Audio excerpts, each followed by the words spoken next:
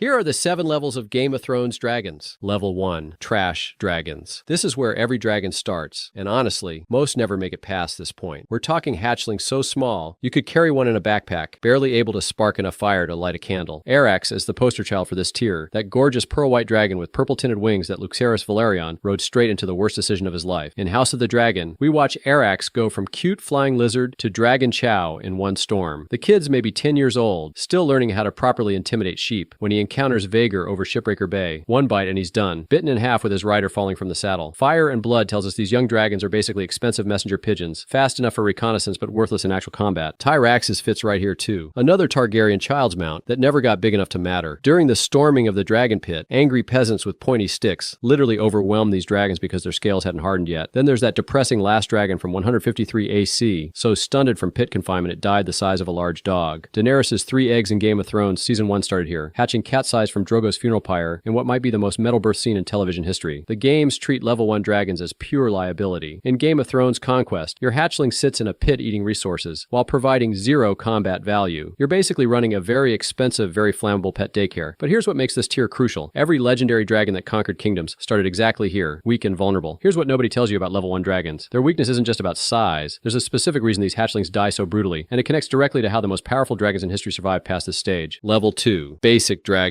Now we're getting somewhere, but not much. And that's the problem, because level 2 dragons all share one fatal flaw that kills them no matter how aggressive they get. Keep that in mind, because when we hit level 6, you'll see exactly what they were missing. House of the Dragon shows Vermax doing actual work, carrying messages between Dragonstone and the Riverlands during the dance. He's big enough to intimidate foot soldiers and torch supply lines, but still gets bodied by anything with real experience. The Battle of the Gullet proves this brutally when crossbow bolts from Triarchy ships turn both dragon and rider into a maritime pincushion. Fire and Blood describes the chaos. Vermax thrashing in the water, trying to fly with punctured wings while sailors finish the job with spears. Rhaegal belongs here too. That beautiful green bronze dragon from Game of Thrones, who spent half his life chained in Meereen's catacombs. Season 4 shows him and Viserion roasting a farmer's daughter, which gets them locked up and stunts their growth compared to Drogon's free-range rampage. By Season 8, Rhaegal's finally combat ready, even lets Jon Snow ride him north of the wall. Then Euron Greyjoy puts 3 scorpion bolts through his neck near Dragonstone, proving that speed and fire breath mean nothing against proper anti-dragon artillery. Moondancer rounds out this tier, Baela Targaryen's pale dragon who actually managed a decent kill before dying. Above Dragonstone, she fights Sunfire despite being half his size, inflicting severe injuries before being killed by him. The problem with level 2 dragons is they fight like they're invincible, but die like they're made of tissue paper. So if aggression gets you killed, what's the actual survival strategy? The answer is in level 3, and it's the exact opposite of what you'd expect from a predator, because what comes next proves that sometimes being deadly means knowing when not to fight. Level 3, Mid-Dragons. This is the sweet spot between agility and actual threat. Mid-tier dragons can wreck armies and sink fleets, but veterans will still fold them like cheap tents. Sunfire the Golden absolutely dominates at this level, and not just because he's the prettiest dragon in Westerosi history. House of the Dragon Season 2 teases Aegon II's gorgeous mount, all golden scales and pink wing membranes that supposedly made him look like the sunset come to life. Fire and Blood goes harder, describing how Sunfire survived 3 separate maulings during the dance. At Rook's Rest, Melis shreds him so badly his wings basically hanging off, but the stubborn bastard heals up enough to later eat Rhaenyra Targaryen in front of her own son. That's not just durability, that's spite-fueled regeneration. Sea Smoke brings a different flavor to level 3. This pale silver dragon originally belonged to Laenor Velaryon, then claimed Adam after Laenor's supposed death. House of the Dragon Season 2 shows the claiming process. This wild, unclaimed beast suddenly deciding a random Valyrian bastard is worth following. Book readers know Sea Smoke's aggressive, constantly hunting for action, which makes him perfect for naval warfare. During the dance, he torches Triarchy ships and harries green forces, proving that mid-sized dragons excel at hit-and-run tactics. Grey Ghost and Tessarion fill out the roster here. Grey Ghost was this weird wild dragon who just wanted to eat fish and be left alone until Sunfire murdered him for territory. Tessarion, the Blue Queen, belonged to Daeron Targaryen and died with an arrow through her eye at Second Tumbleton. The games love this tier because level 3 dragons finally feel useful in rallies and PvP, tanky enough to absorb hits while dealing real damage. But speed and tactics only take you so far, because there's one thing every level 3 dragon lacks, and it's the exact thing that separates temporary threats from permanent power. What happens next is where dragons stop chasing fights and start winning wars. Level 4. Okay, dragons. Welcome to the workhorses of dragonkind. Level 4. Dragons are big enough to end battles, but trained enough not to accidentally murder their own riders. Syrax embodies everything good and bad about this tier, right? Rhaenyra Targaryen's beautiful brass yellow mount, who spent more time laying eggs than fighting wars. House of the Dragon Season 1 shows Syrax constantly, this massive presence at Dragonstone doing royal procession flyovers and intimidating courtiers. She's protective of Rhaenyra, coiled and ready, but book readers know the truth. Fire and Blood reveals Syrax spent so much time in the dragon pit she got soft, more show pony than warhorse. When the storming of the dragon pit goes down, she dies to a mob armed with nothing but axes and rage, proving confinement kills more than just growth. Silverwing offers the flip side of this coin. Bonded first to Queen Alysanne, then later to Ulf the White during the dance, this silver dragon dragon represents stability and intelligence. She's huge, experienced, and disciplined, knows when to fight and when to retreat. The World of Ice and Fire mentions how Silverwing mated with Vermithor, producing eggs that kept the Targaryen bloodline supplied with dragons for generations. That's the level 4 value proposition. Reliable power without the chaos of younger mount. What makes these dragons fascinating is their predictability. They follow commands, understand tactics, and won't randomly torch your own forces because they're hangry. Game of Thrones Conquest ranks them as premium mid-game assets, strong enough for serious rallies, but not requiring the insane resources of ancient dragons. They're the sensible choice, which in Westeros usually means they die in deeply stupid ways. So if being reliable gets you killed by angry mobs, what's the alternative? Level 5 has the answer, but it's not about being bigger or stronger. It's about something far more dangerous that most dragons never develop. And once you see it, you'll understand why one dragon burned an entire city while others couldn't even survive riots. Level 5. Legendary Dragons. Now we're in the territory where dragons stop being tools and become forces of nature. Level 5. Dragons can break sieges, burn cities, and fundamentally alter political landscapes with their mere existence. Drogon dominates this tier so completely, he almost ruins the curve for everyone else. Game of Thrones spends 8 seasons building Drogon into the ultimate fantasy weapon. Season 5 shows him saving Daenerys in Daznak's pit, this black-scaled nightmare appearing through smoke to barbecue the sons of the Harpy. Season 6 has him burning ships in Slaver's Bay, proving dragons make naval superiority completely irrelevant. Then Season 8 happens, and Drogon torches King's Landing so thoroughly that the city burns for days. The show goes hard in his bond with Dany too, how he senses her emotions and responds, making them less rider and mount and more symbiotic weapon system. But here's what separates level 5 from the tiers below. Precision and control at catastrophic scale. Drogon doesn't just spray fire randomly, he targets scorpions, collapses walls at structural weak points, and even understands symbolic gestures like melting the Iron Throne after Dany's death. Fire and Blood never gave us a dragon quite like this, because Drogon represents what happens when you combine ancient size with modern rider synergy. He's probably half the size of Balerion at his peak, which is terrifying considering he's barely 7 years old. Dreamfire sits here too, this dark blue behemoth who belonged to Rhaena, and later Helaena Targaryen. House of the Dragon teases her in the Dragon Pit scenes, massive and perceptive, able to sense Helaena's prophetic nature. Fire and Blood describes how Dreamfire went berserk during the storming of the Dragon Pit, breaking her chains and killing hundreds before the collapse buried her. That's the level 5 signature. Even in death, they take entire armies with them. What truly defines this tier is how these dragons change the strategic calculus of war. Before Drogon, Daenerys was just another claimant with a foreign army. After Drogon, she's an extinction-level threat that conventional forces cannot stop. The games capture this by making level 5 dragons absolute PvP game changers, the kind of asset that makes alliances scramble and enemies surrender. Yet for all that power, level 5 dragons still lose to the next tier. Not because they're smaller, but because there's something they haven't learned yet. Something that only comes from surviving battle after battle after battle. What comes next is where dragons stop being weapons and become artists of destruction. Level 6. Apex Dragons. This is where dragons transcend being large animals and become living legends with kill counts that rival entire battalions. Level 6 dragons are duel specialists, experienced enough to outfight younger dragons, and vicious enough to turn any battle into a bloodbath. Caraxes the Bloodworm absolutely rules this tier. House of the Dragon Season 1 introduces Demon Targaryen's mount with that nightmare fuel screech, a sound like metal tearing that announces death incoming. Caraxes is weird looking for a dragon, long and serpentine with a skinny neck, but Fire and Blood makes clear this thing is a murder machine. At the battle above the God's Eye, Caraxes fights Vhagar, the largest living dragon, and somehow takes her down despite being half the size. The book describes it in horrific detail. Caraxes latching onto Vhagar's throat midair, both dragons plummeting into the lake locked in a death spiral. Vhagar dies on impact, but Caraxes survives long enough to drag himself onto shore before bleeding out, which is the most metal dragon death in the entire series. Meleys, the Red Queen, matches Caraxes in pure ferocity. Rhaenys Targaryen's Crimson Dragon was supposedly the fastest in the realm, able to outmaneuver anything in the sky. House of the Dragon Season 2 delivers the Battle of Rook's Rest, where Meleys fights both Vhagar and Sunfire simultaneously. She's winning, actually shredding Sunfire while dodging Vhagar's attacks, until the sheer size difference becomes insurmountable. The show captures what makes level 6 special. These dragons have technique, not just power. The Cannibal deserves mention here. This massive black wild dragon who literally ate other dragons and was never successfully claimed. Fire and Blood treats him like a horror story, roosting on Dragonstone's cliffs, picking off smaller dragons and hatchling. Nobody knows how old he is, just that he predates the Targaryens and survives the entire dance by being too dangerous to approach. Sheepstealer rounds out this tier, another wild dragon claimed by Nettles through sheer persistence and sheep bribes. Level 6 dragons prove that experience and aggression matter as much as size. They're the dragons who train for war, learn from every fight, and developed killing techniques that younger mounts never master. In gameplay terms, these are your elite assets, expensive to maintain but capable of turning losing wars into victories through sheer battlefield dominance. But even master killers with perfect technique bow to level 7. Not because the next tier is bigger, though they are. It's because level 7 dragons possess something that can't be trained, can't be taught, and can't be rushed. And when you see what it is, you'll understand why only 3 dragons in history truly earned this rank. Level 7. God tier dragons. The legends. The dragons that conquered kingdoms and defined entire eras of Westerosi history. Level 7 is reserved for 3 names only, and even calling them the same species as level 1 hatchlings feels insane. Vhagar claims the throne as the last surviving conquest dragon and the single most destructive force in the Dance of the Dragons. House of the Dragon Season 1 builds Vhagar like a kaiju reveal. Aemon Targaryen approaches this ancient beast on a driftmark beach, and the show makes you feel her age. She's scarred, grumpy, massive beyond belief, with a wingspan that could shadow entire castles. When she claims Aemond, it's not cute dragon bonding. It's a strategic superweapon choosing its next operator. Fire and Blood goes harder on her stats. Nearly 200 years old, rider of Visenya during the conquest, survivor of countless battles. Her kill list includes Arrax, Malays, and eventually Caraxes, making her the dance's ultimate force multiplier. The battle above the God's Eye shows exactly why Vhagar sits at level 7. She's fighting Caraxes, one of the most skilled combat dragons alive, and despite being exhausted from previous fights, she nearly wins through pure mass and power. The book describes her fire breath as so hot it melts stone, her scales so thick that normal weapons bounce off, her tactical memory spanning human lifetimes. When she finally dies, locked with Caraxes in that lake, it feels like watching two nuclear weapons detonate simultaneously. Vermithor the Bronze Fury matches Vhagar in everything but raw size. Jaehaerys the First Mount, and later claimed by Hugh Hammer during the dance, this bronze beast was known for his aggression and his mating bond with Silverwing. Fire and Blood describes him as the second largest dragon alive during the dance, powerful enough that both sides desperately wanted him. At Second Tumbleton, Vermithor dies fighting two dragons simultaneously while also dealing with ground forces, and he still manages to kill hundreds before going down. That's level 7 energy. Even in death, they reshape battles. But there's one dragon that makes even Vhagar and Vermithor look small. One name that transcends the entire tier system. And what he represents isn't just about size or age. It's about why the Targaryens could never be stopped until they stopped themselves. But the real level 7 king, the dragon that transcends even this tier, is Balerion the Black Dread. Aegon the Conqueror's Mount, the largest dragon in recorded history, the living embodiment of fire and blood. Game of Thrones only shows us his skull in the Red Keep, this impossibility of bone that dwarfs everything else. Fire and Blood tells his legend, how he melted Harrenhal, conquered kingdoms, and lived over 200 years before dying of old age. No dragon comes close. Vhagar, at her largest, was maybe 3/4 Balerion's size. He was so massive he could swallow Arrax whole and cast shadows that covered entire towns. The world of ice and fire makes clear why level 7 dragons matter beyond just size. They represent institutional memory, tactical experience spanning human generations, and psychological warfare that breaks armies before battle starts. When your enemy has a level 7 dragon, conventional military strategy becomes irrelevant. You either surrender, hope for a miracle like a lucky scorpion bolt, or you need your own ancient dragon to even the odds. That's why the dance was so catastrophic. Both sides fielded these weapons and burned the realm to ash in the process. If you enjoyed this video and want to see ranking of the best swordsmen in Game of Thrones franchise, click the video on the screen.